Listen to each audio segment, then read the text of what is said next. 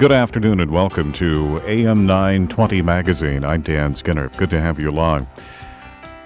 Our next guest is Marsha Scimitars. She is the author of Spiritual Intelligence, What We Can Learn from the Early Awakening Child.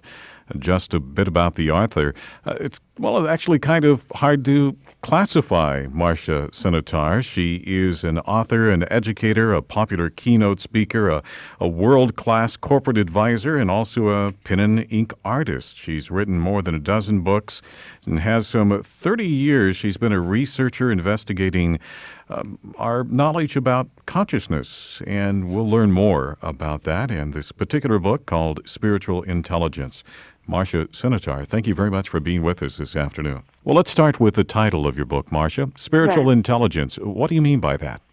I mean an inspired thought, inspired thinking. We could also say that it's a kind of animating essence. In other words, Scripture calls our quickening of the spirit, and I'm speaking about that same thing, where we're kind of brought to life as unique, particular individuals.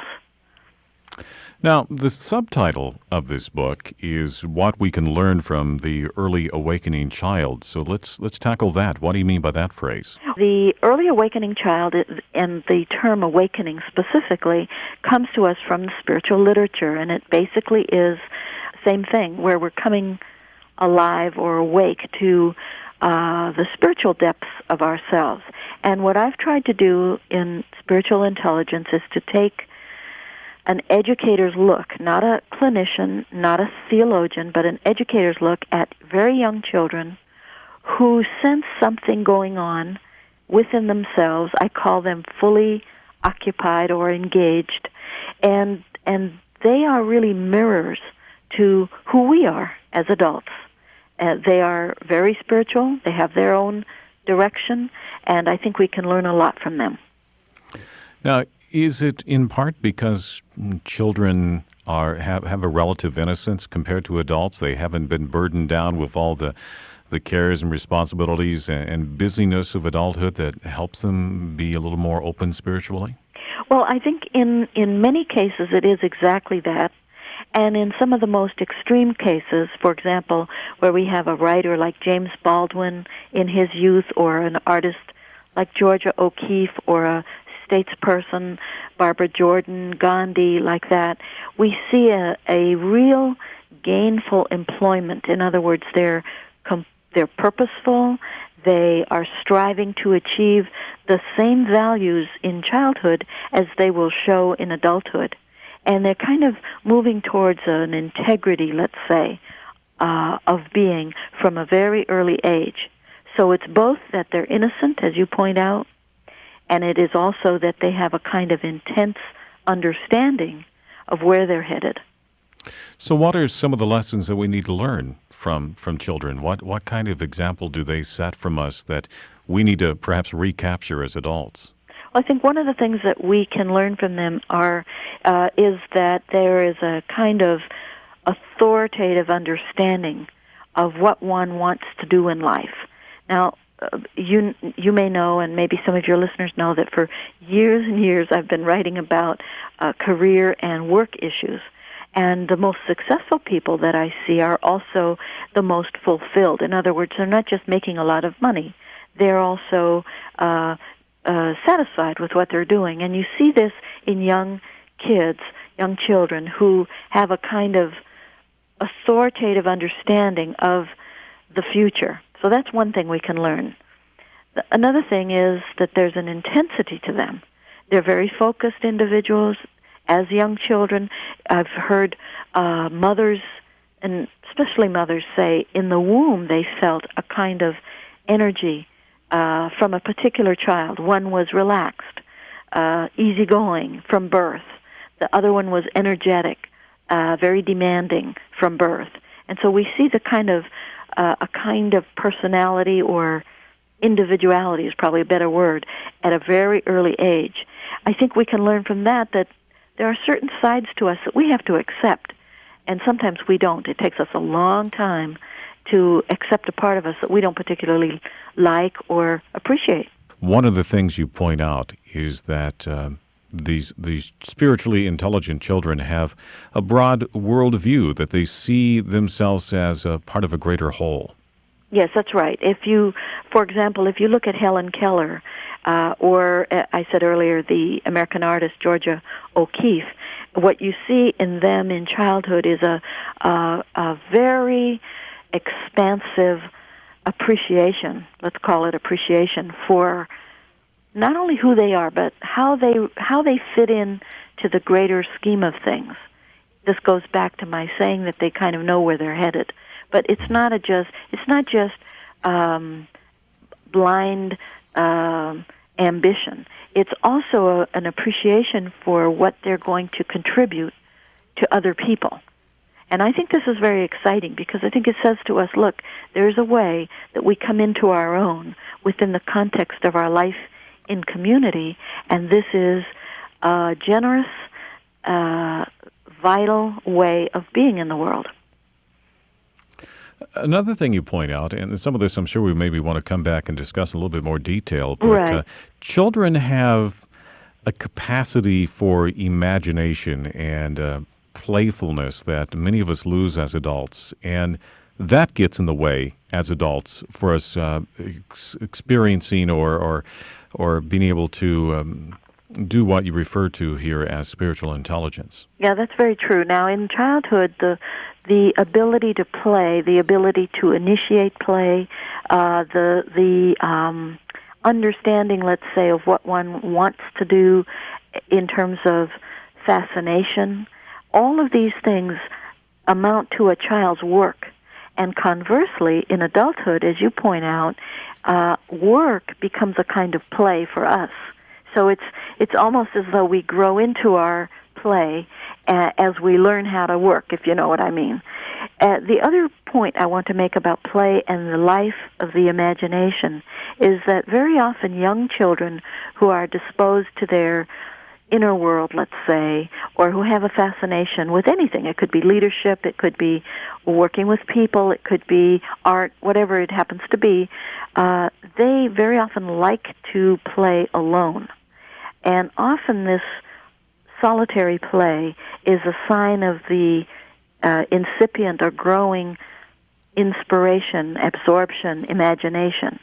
Now, to your point about adulthood, we very often turn away from our solitary side in an effort to be good family members, good community members, good corporate members.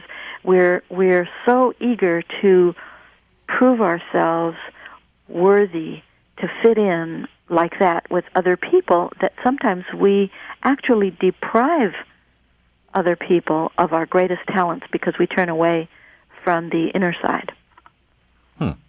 So we're not only doing ourselves a disservice, we're also depriving others of what could be something that would benefit their lives as well. Yeah, this is very true, and we don't often talk about this enough. In other words, sometimes you hear people, and this is one of the most common questions that I get from, let's say, professors who are teaching this material, is that their students will say to them, yeah, but isn't it selfish to spend time by yourself? And the point that I want to make from years of working with gifted and talented individuals is that no one develops a gift, namely some intrinsic talent or ability, without spending hours and hours honing and disciplining that gift. And that takes time alone. Anything from, well, that's true. I was thinking of a musician that needs to spend that time practicing alone, the writer right. that needs to be locked away from other distractions so you can put the proper words down on paper. Yeah, it does take that solitude. And even the gifted leader, very interesting studies out of Harvard about young leaders shows that when they're young, they like to solve problems alone. And this was evident by Gandhi, for example, who actually refused to play with his playmates unless they would allow him the mediator's role. And he liked to be by himself in nature, by himself in the house, reading. He too enjoyed this sort of soul searching that is the sort of foundation on which leaders can solve problems for us as their constituents. As I reflect on what you're saying here, it makes sense, but also it flies against what we've learned as adults and in the business world, that we have to be busy. We have to make sure that we're always progressing all the time in a way that's tangible to other people, and that others might look at us if we're spending time alone and reflecting that we're really not accomplishing anything. That's right. I think one of the things that I've learned from the research into this material that we're speaking about is how self-assessing these young people can be. In other words, they are the arbiter of how much time alone is enough. And they tend to take a measure of what they need. Their standards tend to be very high. They are not slackers, but they will take time to just sort of lay down in the grass and look up at the sky and spend their time daydreaming. It's very fertile downtime. We call it downtime, but it's extremely productive. Conversely, those of us that pay too much attention to other people's direction on all of this, we tend to be counterproductive in the way we use our leisure time. We don't say no to things that are intrusive. We waste time in engagements that have no meaning for us, and we end up more tired than before we started on, for example, a day off or a vacation or a holiday. As a parent, then, should we be careful not to keep our children too busy? If we're constantly shuttling them off to classes and other sort of things, are we depriving them of some of the time they need to develop this other portion of their existence? I think a lot of the answer depends on the child. Certainly in the early life of a child, the parents have to be extremely intelligent. This goes for teachers too, and anybody working with children. Very, very discerning to look at how does this particular child enjoy spending time. Where do they find their refreshment? What kinds of activities do they do from which they emerge self-renewed? Now, if we take our lead from the child, as opposed to leading the child into what we think is good for them, in terms of leisure time, let's say, or some educational pursuit, ballet lessons, and so forth, I think we're going to be on the right track. And this is, of course, what they do in the Montessori schools, Waldorf school, if I'm correct, the early kibbutz environment, and all of the schools that seem to have enriching early childhood education programs spend a lot of time listening to and paying attention to the true interests of the child, the authentic interests of the child.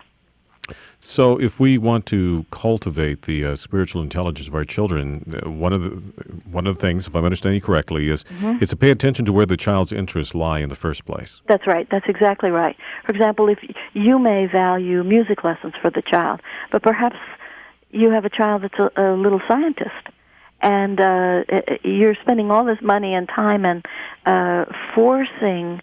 It's like, you remember in the ancient Chinese culture, they would force the women's feet into little tiny shoes. We don't want to be doing that, psychically speaking, to our children. What are other things that parents should do? Well, I think one of the, this is sort of a proverbial wisdom, is to be a good listener, especially, again, as the child is growing into school, into reading ability, into independent play. We're listening to see what turns this child on. And you will notice if you have 2 or 3 children, and keep in mind, again, I'm speaking as an educator, not as a parent, but if we listen to children, they tell us what is exciting to them. They tell us what is painful to them. They talk to us about what they're afraid of. And we, in listening, can help them work through and rehearse not only their answers to their fears, the new roles they're going to pick up on, but also we help them pursue their true interests. And as a professor of mine used to say, we want to provide support, loving resources, nurturance and so forth, and then step out of the child's light. So in other words, we don't want to be meddling too much. We don't have to be fixing our children all the time. They're not broken. They come to us whole, and all we have to do is help them grow into their wholeness, if you see what I'm saying.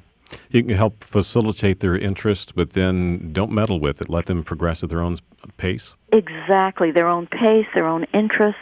And I think what I've seen in working with children, and I've spent a long time in the classroom and also in administration, creating programs and environments for learning, where we are respectful of the young learner or any learner.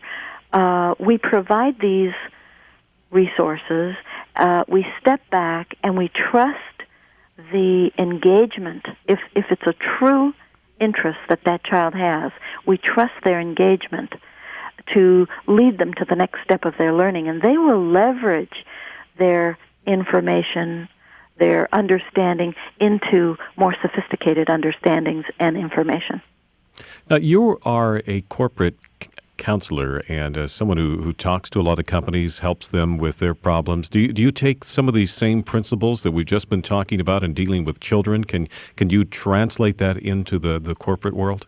Oh, I mean, I have made my practice, it's a human resource and corporate development or leadership development practice. I have leveraged or translated what I learned in the teaching profession about education into the corporate sector. So, as a matter of fact, not only have I used it, but I've relied on it, because there really is no big difference between how a 5-year-old approaches something new and a 50-year-old.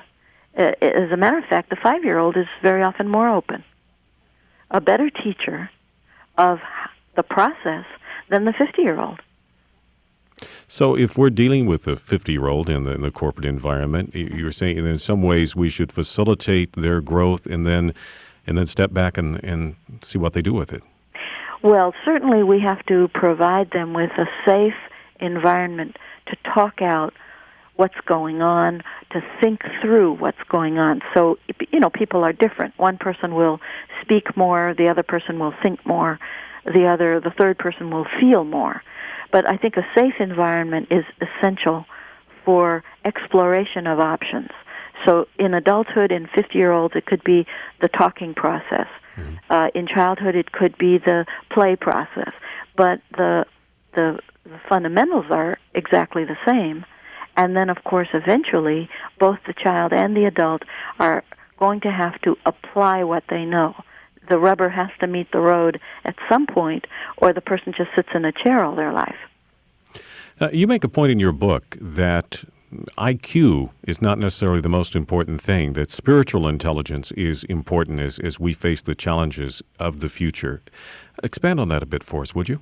Yeah. Well, IQ, as I'm understanding IQ, is something that has been, let's say, humanly measured and devised. We have parameters that we test. These are mass tests. So we have all kinds of criteria, and the criteria does not necessarily measure things that we don't understand. For example, intuition or inspiration or a kind of gut feeling for people, musical skill like that, poetry, the kind of poetry of soul. All of these things are from a much deeper resource within us. I call that spiritual intelligence. Someone else will call it something else. But spiritual intelligence is the foundation from which both the rational and so-called irrational understandings come into play. Like, who do you trust? How do you measure that? Very difficult. What do you do when the chips are down and you don't know what to do? How do you measure that? So these are the areas that I'm interested in, because in my life, and I think everything is slightly autobiographical, I've had to learn what to do when I didn't know what to do, or figure out who to trust when I didn't think there were people around I could trust, and this was early on in life. It sounds like your book serves several different audiences.